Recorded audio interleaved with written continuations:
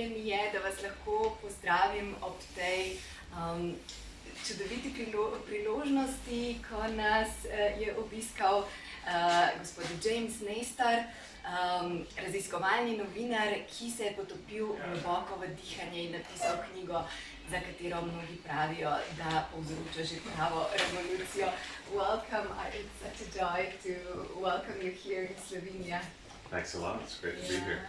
How do you like the air and atmosphere here? Well, I've been here for about 3 days, so I'm just soaking into it, but having a wonderful time. Really amazing city, and I've only seen the city so far, but that will change in the next week or so. Hopefully see some of the other country.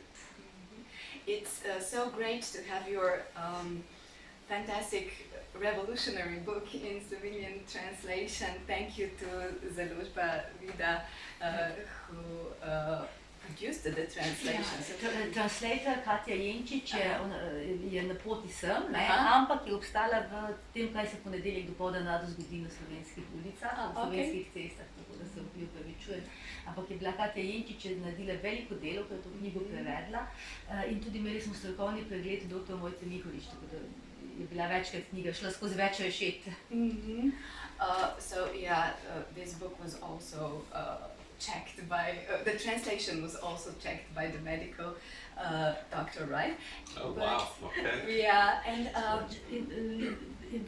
predvsem, kar se tiče terminologije, da so vsa imena prava, in the sense of terminology, for all those expressions to be right. Sure. And maybe to start with that, this was an amazing journey with this book that you had to undertake in order to be able to write it. You've just told me that in the book proposal it was a very different idea, and then you wrote it and rewrote it 5 times. There's an amazing amount of research that you had to read and in order to back up the claims that you make, and it's full of your own experience. So what can you tell us about the journey? I mean, the book is the whole journey, but a lot of people think that book writing is you just sit around in cafes with a pen and think of ideas and write them down, and once you write them down then it's good to go. But nonfiction takes for a long time. It takes so long, especially when you're writing about science, medical science, and controversial stuff. A lot of people won't believe it unless you have the scientific references there. So I don't have a medical background. There's doctors in my family, but I didn't understand a lot of the physiology. The biology was the first time I've ever explored it. So my father-in-law is a pulmonologist, so doctor of the lungs. He hadn't heard of about 80% of the research here that I found. Someone who's worked in pulmonology for 40 years. He was shocked about it. He didn't believe it at the beginning, so this took years and years of research convincing him. And once I convinced him, because he's a very conservative guy, I figured, okay, then this stuff is real. I didn't think that you could use breathing to heat your body up and stay warm. I didn't think you could use breathing to heal yourself of chronic conditions. Didn't think you could use it to go to sleep more easily. I didn't think that you were able to harness this thing to do all of these different functions, but you can, and the science is very clear about that. It's just so few people knew about it. Even medical doctors don't know about it, which is what made the book a big challenge. Mm-hmm. And it all started with your own experiment, let's say so. Breathing might help, someone told you. And so you tried the Sudarshan Kriya, the breathing exercises, and had a very deep experience for which there was no, like you said, in science, there were researchers, but if you went to the doctor, most of the doctors would tell you that it doesn't matter how one breathes as long as we get the oxygen in right, and it's exactly the contrary. That's right. So we're told that it's just important that we're breathing. If we're not breathing, we're in trouble, right? That's when you go to the doctor, and the doctors do a very good job of keep you breathing. That's what pulmonologists do. That's what my father-in-law told me. But they're not concerned how specifically you're breathing. he's told me, he's like, whenever you have a problem with your breathing, you see me. But it's not about prevention at all. So I I thought I was healthy. I was exercising all the time, eating the right foods, all that. But I kept getting mild pneumonia and bronchitis. Was wheezing when I was working out, when I was surfing, when I was hiking. I was told this was totally normal, but I didn't think it was. And so a doctor told me to explore breathing techniques, which is what I did, and a very weird reaction that nobody could explain.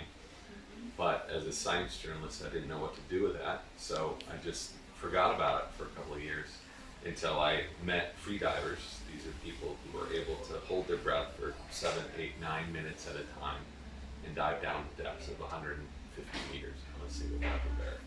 So if they're able to do that with their breathing, what else can breathing do for us? And it was them that really convinced me that there was a bigger story here. And it starts with our noses. It's many people suffer chronic mouth breathing. It's quite common. Is there maybe any data how common is chronic mouth breathing? Yeah, so a lot of people think that breathing, why do you need to relearn how to breathe? How stupid is that? We've been breathing our whole lives. You know, we don't need to relearn how to do this. But then you look at the amount of people who have asthma, the amount of people who have a stuffed nose, chronically stuffed nose, the amount of people who have emphysema, the amount of people who snore, have sleep apnea, and you realize that the vast majority of the population is suffering from some chronic respiratory problem. It seems impossible until you actually look at the data. And so to relearn how to breathe, the very first step is to breathe through your nose. And about 25 to 50%, the studies are a little murky there, of people habitually mouth breathe, which means most of their breaths are taken through their mouth. A lot of people think, who cares? It's still, air is air. It's not. It's completely different. The air you take through your nose is completely different than the air you take through your mouth. And this is something I had never heard about, and I was able to work with researchers at Stanford University, chief of rhinology research there, who taught me all about the wonders of the nose and how vastly different that air is that we take through our nose versus our mouths. And a lot of people say, well, my dog breathes through its mouth and it's fine, only when it's to exhale heat. That's why they're breathing through their mouths, right? When they're sleeping, I don't know any dog who's the whole time, you know? And so humans turned out to be the only animals on the planet that have these chronic respiratory problems. We're the only ones. And that made me curious to learn more about why that is. Why are humans the only ones that have these respiratory issues, and what can we do about it? Mm-hmm. And what you found out is that this is more common in the last 300 years. What has happened? So this gets very weird, and a lot of you may not acknowledge this as this true, but all you have to do is look at the archaeological record. It turns out that modern humans in the past 300 years are the only animal in the history of life on Earth that has chronically crooked teeth. So as you know, nowadays, how many people have crooked teeth? I had crooked teeth, I had braces, extraction. Everyone I know has crooked teeth. Most people get their wisdom teeth, we call it wisdom teeth in the US, removed because there's not enough room, right? They can come in and grow impacted. It's a big problem. Our ancestors did not need to get their wisdom teeth removed. They did not need braces. They did not need headgear. All of their teeth were perfectly straight. How does that make any sense? All you have to do is look at the record and you will see that all human ancestors before around 500 years ago or so all had straight teeth. Any other animal in the wild has perfectly straight teeth. They have straight teeth because their mouths developed to be big enough. The reason we have crooked teeth, it's not a tooth problem, it's a mouth problem. Our mouths have been shrinking, and now they're so small, our teeth have nowhere to grow, so they grow in crooked. With a small mouth, you have a smaller airway, which means you have chronic respiratory issues. That's one of the main drivers behind snoring, sleep apnea, even asthma, and other issues. And it seems crazy, but just look at an animal in the wild. Look at its teeth. Look at ancient skulls. I looked at hundreds and hundreds of ancient skulls. Every single one of them had perfectly straight teeth. And what exactly has happened? So, it's a number of things, but the main thing is industrialized foods. So when you chew early in life, you work out the sculpture, the musculature, and you develop a wider mouth. This is known. And chewing starts in infancy. Infants were breastfed for 2 years, sometimes 4 years, sometimes even longer. And that action helps pull the face out. So you have a larger mouth, you'll have straighter teeth that way. And then kids were not fed applesauce and soft processed foods in jars.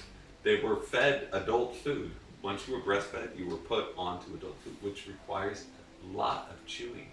So it is mostly chewing. There are some other factors, but it's mostly the lack of chewing in industrialized foods. And if you think about the foods we're eating today, bread, yogurt, rice, pasta, all this smoothies, oatmeal, it's all soft. It's all soft. And our ancestors were chewing for 2-3 hours a day. It's hard to chew that food, and they have these huge jaws and straight teeth and better breathing because of it. But not all is lost, fortunately. No. Because it's also amazing. I didn't know about that. What is happening with our bones, bone structures in our faces if we start chewing even now? So it's much easier to reverse this damage and to switch it when you're young, right? You're developing, the bones are softer, you can really elicit some changes when you're younger, but you can still impact your airway health when you're older. I'm middle-aged, I'm old, youth was a long time ago for me, but I wanted to see if I can improve my airway health. And by chewing, what you do is you tend to work out, we have this big muscle cartilage, our airway, right? The throat, that whole area, it gets flabby, just like out of shape, just like any other muscle in the body if it's not exercised. When you're eating nothing but soft food, which is what we do, 95% of the food is soft, you're not exercising this muscle, so it grows flabby, which makes it harder to breathe. So by chewing food, just by chewing food, or by doing exercises called oral pharyngeal exercises, you can tone your airway and improve your breathing. And I saw that myself with x-rays a year before and after, huge difference in it. But my personal experience is minor. It's what does science say about this? And it's very clear. You work out your arm, it's going to get more toned and fit. You work out your airway, it's going to get more toned and fit. And this can have a huge impact on snoring and sleep apnea. That's what we're finding. Who is told about that when you snore of sleep apnea? That you need exercise? Nothing. No one's talking about it, even though the science has been there for 30 years. And you were snoring and had sleep apnea almost as a volunteer to help us all. You suffered a lot, to help us all realize what a mouth breathing does, and what are the consequences of mouth breathing versus nose breathing. You underwent a daunting experiment, which you write about, breathing only through your mouth for 2 weeks, was it? For 10 days. 10 days, Yeah. okay. And then through the nose. And can you tell us more about that and how it was supervised and what were the conclusions? Sure. So I had gotten to know the chief of rhinology research at Stanford. We had many interviews. He's the one who told me all the damage caused by mouth breathing. If you mouth breathe when you're a kid and you do this for years, your face will develop differently. It's so common, it's called adenoid face. Your face will grow longer, like this, and you will tend to have something called retrognathic growth, which will make you more apt to have breathing problems later on in life. All known stuff. No one's, it's not controversial, right? So I told him how quickly does the damage from mouth breathing come on? Not the developmental problems, but mouth breathing has been associated with problems in focus, fatigue, respiratory issues, snoring. I said, how quickly does that happen? He had no idea because no one's ever done a human study looking at mouth breathing versus nasal breathing. They've done monkey studies, which are awful, where they've plugged monkeys up for 6 months to 2 years at a time, changed their faces, destroyed their health, but no one's done that with people. And he wouldn't do it. He thought it was unethical, but I volunteered for a very small experiment, me and one other person, where we mouth breathed for 10 days and then nasal breathed for 10 days and looked at the data. And it has a huge impact on health, on snoring, sleep apnea, and so much more. And yet you still have 25 to 50% of the population walking around mouth breathing and not realizing what they're doing to themselves. Mm-hmm. Day and night, right? The first time I heard about your book was when suddenly I saw many of the influential yoga teachers, people from wellness industry, posting pictures with duct tape over their mouth and your book in their lap. So, but you do not advertise duct tape. No. But you do write about an interesting thing, and that is taping your mouth during sleep. What is that supposed to be good for, and what is your experience with that? So more than 60% of the population sleeps with an open mouth. I'm sure who wakes up with a dry mouth has to drink water throughout the night. A lot of people do. How many people here snore? How many people have sleep apnea? How many people can hear their partner breathing at night? It's just extremely common. So many of us are breathing with an open mouth, and we should not be. Because when you breathe air through the mouth, you're exposing it to everything in the environment. So that means dust, mold, viruses, bacteria, allergens, and more. When you breathe air through the nose, you're filtering that air. It's hard to breathe air through the nose, right? That's how long it takes me to take a breath through the nose. That's how long it takes me to take a breath through the mouth. So by slowing down the air and pressurizing it and cleaning it, your lungs can extract so much more oxygen, and you can protect your body this way. You can protect it against viruses, okay? That's what they're saying. Nasal breathing can help protect you against COVID and other viruses. So if you're doing that for a third of your life at night, you're stressing yourself out, you're bringing raw air into your body, and you're not functioning in an efficient way. And yet most of us breathe this way. So it's easier to control how you breathe during the day when you're conscious. Right now I can breathe through my nose. But at night when your muscles relax, how do you do that? So I had learned from Stanford and from various doctors, it seems crazy to use a little piece of tape on your mouth. Not duct tape, don't do that. But a teeny piece of tape with a very easy adhesive. It should just come right off. And this just reminds you to keep your mouth shut. And it makes an incredible difference for snoring, sleep apnea, sleep quality, and more. This is the one thing I've heard more than anything else from people, from thousands of people. And they're tracking their sleep with wearables, with a Whoop band or an Oura ring, and a tremendous increase in the quality of sleep. So it's such a simple thing, but no one seems to be talking about it. Mm-hmm. Now everybody does. Yeah, it's strange. The duct tape, but I just want to, people took this too far, like they do. You don't need to tape your entire mouth like a hostage, right? It's a small piece of tape, just to remind you to keep your mouth shut. I travel with it. I can't, it's hard for me to sleep without it now, because I know what I feel like sleeping with a closed mouth. And for 30 years, 35 years, I slept with an open mouth. And I know that because I'd wake up with a big thing of water, mouth would be dry, and it makes a huge difference. So even if the readers took just this one thing away, but there is so much more to learn from your book, also about different breathing techniques. that were different ways to optimize our breath under different circumstances.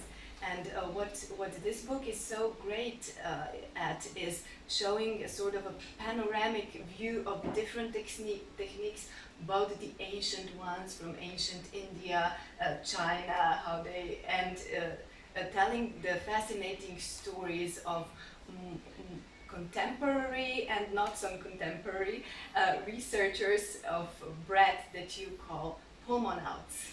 And that were your main informants on the practical aspect of breathing and on the theoretical as well. Mm-hmm. So the nose is just one part of breathing, right? The whole book isn't about the nose is a small section of this, but you can't be a healthy breather, and I don't think you can be healthy, period, if you're not breathing the majority of your breath through your nose. And this is something that I had heard from rhinologists and even some pulmonologists as well, that if someone is eating all the right food, exercising all the time, but is a chronic mouth breather, you never get healthy. Seems impossible, but the science is there. So there's, what I try to do in the middle of the book, it's all these different breathing techniques, they have all these different names, they're pretty confusing, but what's the one thing that if you're an asthmatic or an ultra marathoner or a hiker or surfer or whatever, what's the one thing that we can all do and get benefits from? It's breathe through the nose, breathe slowly, breathe lightly, breathe deeply. Seems simple until you look at the physiology of how this actually works in our bodies. So after you have that down, you can use breathing to do things that are supposed to be scientifically impossible. Heat your body up, correct crooked spines, that seems crazy, scoliosis, and to heal yourself of serious chronic diseases. So that's how the book is sort of laid out. It starts simple and then gets more complex if you want to keep adding these things on. So I was able to meet dozens of people and look at the history of this, and we've known about the magic and wonders of breathing for 5,000 years. It's called yoga, and that's what yoga was. Yoga had no movements in it at the beginning. It was the technology of sitting down and breathing, period. That's it, for thousands of years. So. And that is why this is the new science of the lost art, right? And there are really plenty of the techniques, but to start with, one thing that might surprise many is that, well, it might be not so surprising that you'd advise us to breathe slower and to lengthen the exhale, probably. But what we usually think is very good to do in breathing is to intake as much oxide as possible. And there are other unlikely heroes among gases in physiology of breathing, which are even more important in order for us to be able to actually take the oxide in, and that is the importance of carbon dioxide, right? Yeah. Everybody thinks that if you breathe more, you get more oxygen. So if you see people at the gym, no one's going to gyms now. If you see people out jogging, right, they're all the time thinking they're getting more oxygen into their body.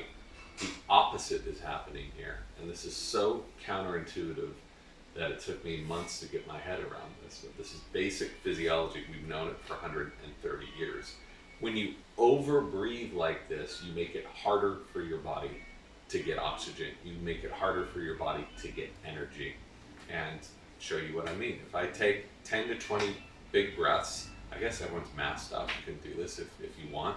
You're going to feel some maybe lightness in your head. You might feel like your fingers tingling and your toes tingling. That's not from an increase of oxygen to these areas, but a decrease of circulation. When you breathe too much, you cause this decrease of circulation, which is why you can breathe, overbreathe to such a level that you pass out from a decrease of circulation. So overbreathing is actually detrimental to our bodies. What you want to do is to use each breath efficiently. It's like in a car, why would you want to constantly have your foot on the gas pedal if you're not moving, or if you're moving very slow and just revving the engine? Our bodies work in the same way. We have a big piston right here. It's our diaphragm. And you want to be breathing efficiently. You don't want to... And this is, you see this, well, it's hard with everyone has masks now, but you can hear this all the time, especially with people with anxiety, panic, kids, asthma. Those are the worst ones, but most people breathe way too much, way more than you need to. So by breathing slowly, you're able to extract more oxygen from each of those breaths, which means you're able to take fewer breaths to get way more energy. And that profoundly affects your athletic ability, that affects chronic disease, it affects so much more. You can all do it now. You can breathe through your nose to a count of about 5 to 6, and exhale to a count of about 5 to 6. Don't push it. This is not a... you're not supposed to see it, so breathing should be almost imperceptible. Healthy breathing, whenever you see someone breathing like this, they're breathing in a very dysfunctional way. You should hardly be able to see it. You breathe lightly, slowly, and you're going to feel yourself getting calm. That's not a placebo effect. That's your body entering the state of coherence or efficiency. Again, such a simple thing, but how often do people focus on their breath or breathe this way? Not very often. And in order to be able to breathe like that in normal situation, it's probably advisable to practice, to take out some time in the day to practice deep breathing or slow breathing, let's say. Yeah, but what's great about breathing is, you know, a lot of people hear about meditation and the benefits of meditation. Meditation has huge benefits. It also requires you 20 minutes a day, sometimes twice a day, to sit in a quiet place, close your eyes. A lot of people aren't going to do that. And I've heard from a lot of psychologists and psychiatrists that meditation, for more than 90% of their patients, they fail in meditation. They can't do it. But you're breathing all day long. You're breathing now. Breathing when you're in front of your email, when you're watching Netflix, when you're on a bus, when you're walking around. So you can focus those breaths throughout the day and make a huge impact on your health and well-being. And that's what I think is the most convincing thing about it. No matter what you're doing, you can breathe better and get more energy and immediately feel the difference. And it's measurable. If we had a pulse oximeter right now or heart rate variable, I could show you how your body would transform within a few seconds. Heart rate will go down, blood pressure will go down by just changing your breath. That's it. Mm-hmm. And what's the most important thing to do? So shut your mouth, breathe through the nose, and then the perfect breath is, the scientists have found out, 5.5 seconds in and 5.5 seconds out. Am I correct? I got into a bit of trouble with that. Okay. The reason is people kept writing me and saying, totally stressed out and saying, I'm off by a half of a second. And I don't know what to do. And now I'm stressed. I can't hit that half a second. I said, what have I done here? So I revised this and said, around 5 to 6 seconds. If you're off by a second or two, who cares? This is not a competition. It's been seen in various scientific studies that the average of 5.5 in and out is the sweet spot for most people. For people who have breathing problems, that's way too long, and they should start 3 in and 3 out, okay? Or 2 in and 2 out. No one's judging you. For people who are over 6 feet tall, 6'2" or so, you should breathe even slower because you have larger lungs and a larger diaphragm. So almost to a count about 10 in and 10 out. But if anyone has any wearables, if you have a pulse oximeter, if you have a blood pressure cuff, if you have a heart rate variability monitor, you can breathe this way and see what happens to your body, and it's not subtle, which is why scientists call it coherent breathing, because these different systems of the body enter the state of peak efficiency. And Dr. Richard Brown at Columbia University, this is the first thing he does with his patients with depression, anorexia, agoraphobia, I mean, anything, he has them breathe. He said every single one of them is breathing in a dysfunctional way. Every single one. He hasn't met one person with anxiety or panic or anorexia who is not and stressing themselves out the whole time. But as bad as it is to breathe like that unconsciously, it might be advisable to stress yourself out from time to time with fast breathing consciously, right? That's exactly right. So if anyone's done yoga here, or pranayama, or kundalini, or any of that, you're probably thinking that I'm insane here, because I'm only talking about slow breathing through the nose, and yet yoga has a lot of very intense breathing. So who's right? Are the yogis right? Or are the modern scientists right? And the answer is everybody's right, because it depends on what you're looking for. It depends on what you're doing. That foundation of healthy breathing, when you're not doing yoga, breathing through the nose and slowly in a very relaxed way, that's great. But sometimes it's very beneficial to put your breathing into the gym. Just like going into a gym and working out occasionally is very beneficial for your body. So that's what these pranayama, kundalini, yoga breathing techniques do, is they stress you out to calm you down. So instead of being stressed the whole day, as so many of us are, they focus that stress on 20 minutes where you breathe in this very intense way, and then the rest of the day you're completely calm. So purposeful, conscious hyperventilation and overbreathing is very beneficial for autoimmune diseases, for mental health issues, across the board, and there are thousands of studies showing this now. And so those things don't have to be at odds with one another. They're complements to one another. But I just would not suggest people who have these chronic conditions go immediately into an hour of very intense breathing. Do this, you start with the slow breathing first, you get comfortable with that, and then you slowly build up. This isn't like going on a crash diet or something. Your body, it takes a while for your body to acclimate to this. You can do amazing things with your breathing, like you wrote, and one of the techniques is Tumo breathing from the Tibetan tradition, which is popularized today in a much more accessible form by Wim Hof, together with cold exposure. And Wim Hof also recommends your book highly. This is also in this same chapter or the same topic that we speak about now, what we can do with activation of sympathetic and parasympathetic nervous systems in our body.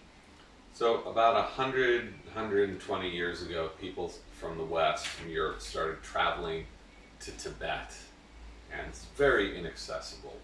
They came back with these stories of these monks in these monasteries who, at night, during a full moon in winter, would go and sit in the snow the whole night and breathe in this rhythmic pattern and melt a circle around themselves. And if they could do that, they were able to come back into the monastery and go back and graduate into the next level of monkhood. So people kept coming back with these stories. Alexandra David Neal was a researcher and explorer about 100 years ago, and she spent 14 years in Tibet and wrote about these amazing books. And still no scientist believed it, because there were no videotapes, Facebook cameras back then. But in the 60s and 70s, more travelers from the West went out there and kept seeing this thing. And still scientists didn't believe it. That's when it was popular for hippies to go out to India. And they said, these people are able to do this. So finally, Herbert Benson at Harvard Medical School went out to India, found these monks, and said, well, I'm going to prove that these people are phony, that this is fake. He found the opposite. You can watch the videotapes on YouTube now. He hooked these monks up with all of these sensors and put them in a room, and found that they were able to heat up their fingers by 17 degrees. That's Fahrenheit. I do not do the conversion here. I'm sorry, but it's a lot. 17 degrees Fahrenheit is a lot. And he put them in a cold room that was, I won't do the conversion to Celsius, very cold. I think it was like 8 degrees and Celsius, and got sheets and dunked them in water and placed them. The monks wrapped themselves in wet sheets in a cold room, and about a half an hour later, the sheets were completely dry from their body heat. This is supposed to be totally impossible. The study was conducted at Harvard Medical School and published in Nature, which is the most esteemed scientific journal out there. So it just shows you what our ancestors, what ancient people knew about breathing, how to focus their breathing. And Wim Hof is a new Tumo monk. You would think what he's doing impossible, except there he is on every TV show. He's an amazing guy. I've spoken with him many times, and I think he's done more for breathing awareness than anybody on the planet. And talked to the people who had muscular sclerosis, who had autoimmune diseases, who have their diseases in remission from doing his program. So it just shows you that how much we've lost and how much science can now refine these things, and we can use them to incorporate them into our daily lives. I could go on with my questions forever and ever, I think, but now maybe time for your questions as well. So before so many journalists, probably a lot of questions. Otherwise, I will continue for some. There are some interviews supposed to be there. Okay. Probably journalists will post questions one-to-one. Okay. So we are really enjoying this conversation. Okay. Everybody just take put full attention how we breathe right now. So one of the amazing things, perhaps to put in some fun details as well, one of the amazing things, what is the most amazing thing you found out about our noses? And I ask you for the juicy details now. Okay. I'll keep this PG rated. So I learned from Nyack at Stanford that our noses are covered with the same erectile tissue that is in our genitalia. So when we get sexually excited, our noses respond. You say, that seems impossible.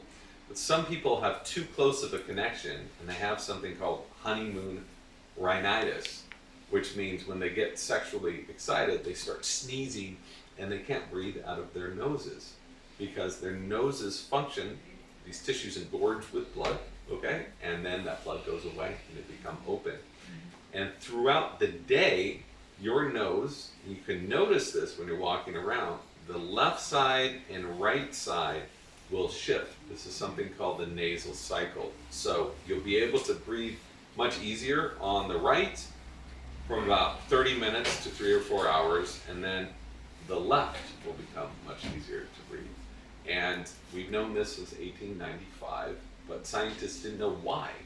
Why would our noses do this? Why would they block one channel and open the other channel? It turns out that breathing through these different nostrils affects our bodies in a different way.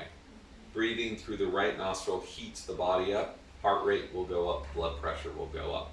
The left side or logical side of the brain will become more stimulated.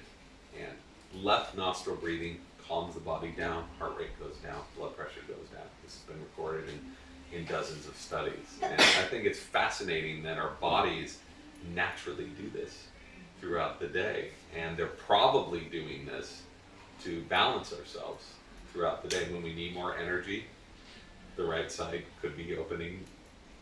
When we need to calm down, the left side. So if you've done any yoga, I don't know how popular this is over here, but every yoga class in the US starts with alternate nostril breathing. And what that is doing is just hacking the system that our bodies already naturally do. And it's very effective if anyone's ever done it. It really works.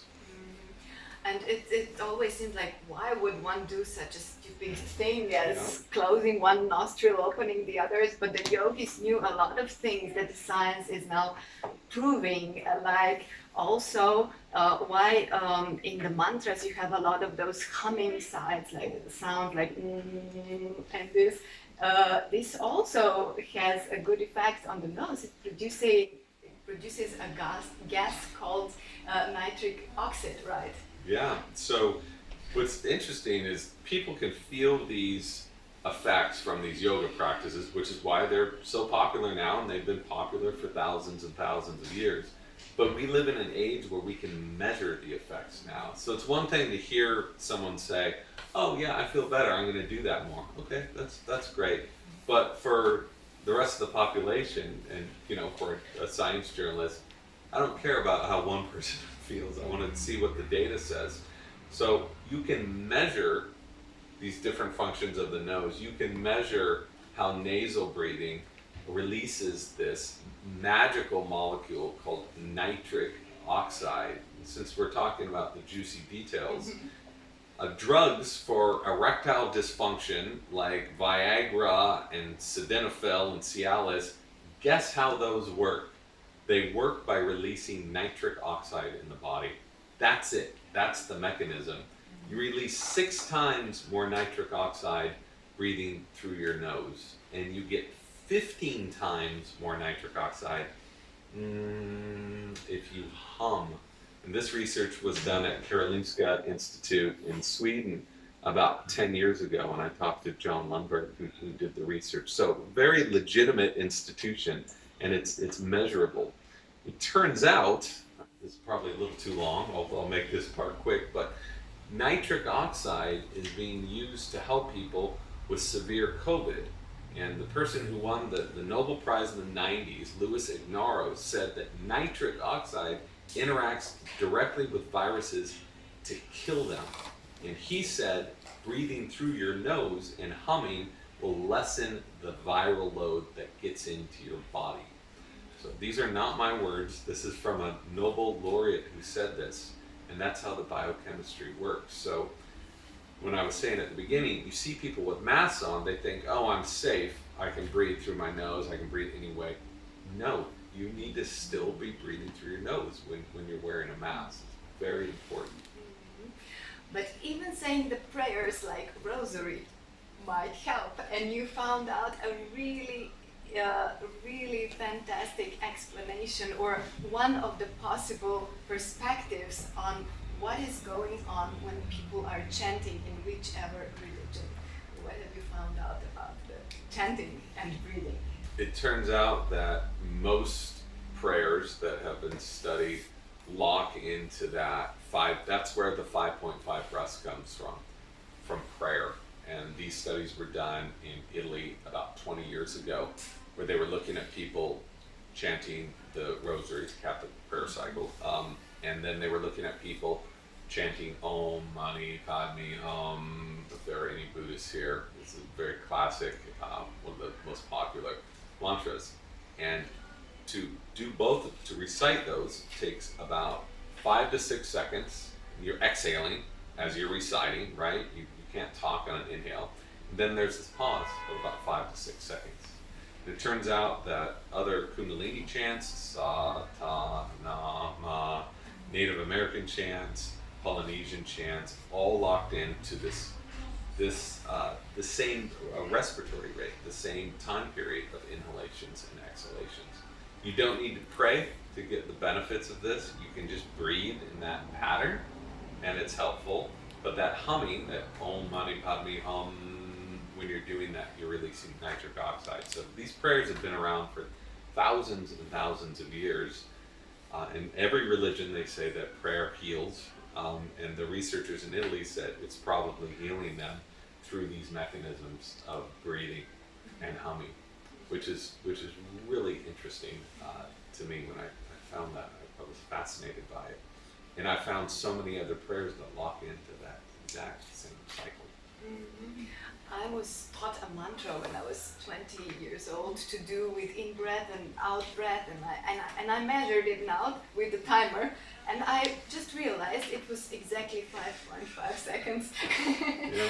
So, yeah, I was thinking about, you conclude the book with the conclusion that the breathing is magnificent, but in several ways it's also limited. I mean, it makes wonders, but it cannot be expected to miraculously cure just anything. No, and that's where I think people get carried away from any latest health trend.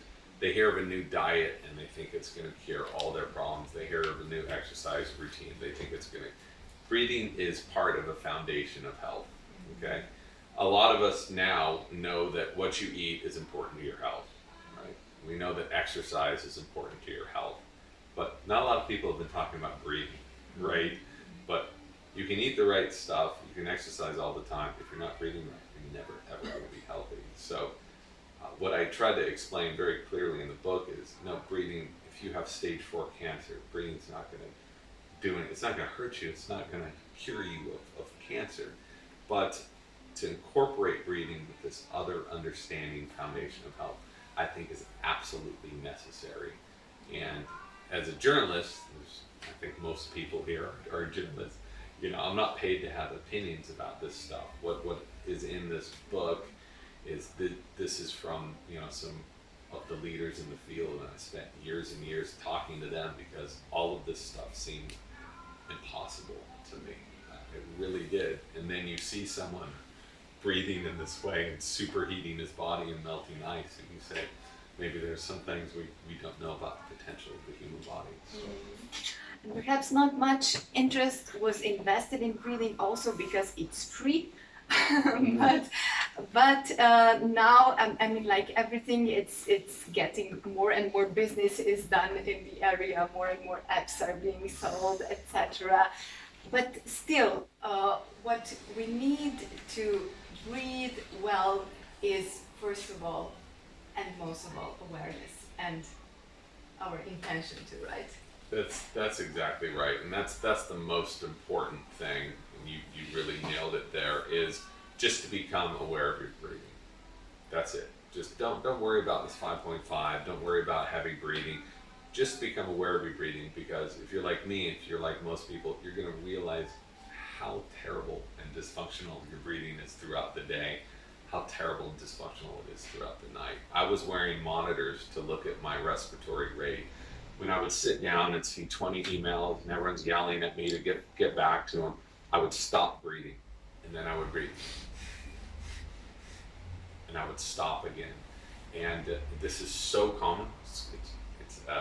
It's clinically known as constant partial attention syndrome. It's been studied thoroughly by scientists, but once you become aware of how dysfunctional you're breathing, you can start to fix that. And it is free, and this is something that I've heard from so many doctors over and over and over again. I said, if this is so transformational to people, why haven't I known about it for 30 years? Why isn't everyone doing this?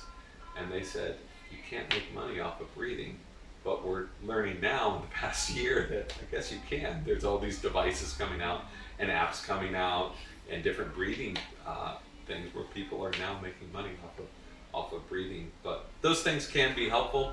You don't need them. You need your brain, you need your lungs, you need your consciousness. That's what you need. That's what our ancestors have done for thousands of years. And if you want to use those apps and stuff, that's fine. They're not going to hurt you, but I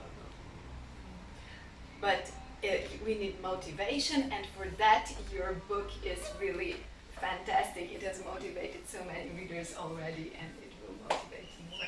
So thank you so much for your time and for everything that you have put into this book, and all the effort, and it's so fun to read, and it's been such a pleasure talking to you. Thank you. Thank you very much, and thanks for having me out here, by the way. It was our pleasure. We've been very excited that you came all over the Atlantic to during a pandemic too. During pandemic, Still here. You're very well aware how difficult this is, and so we appreciate it so much more. Absolutely.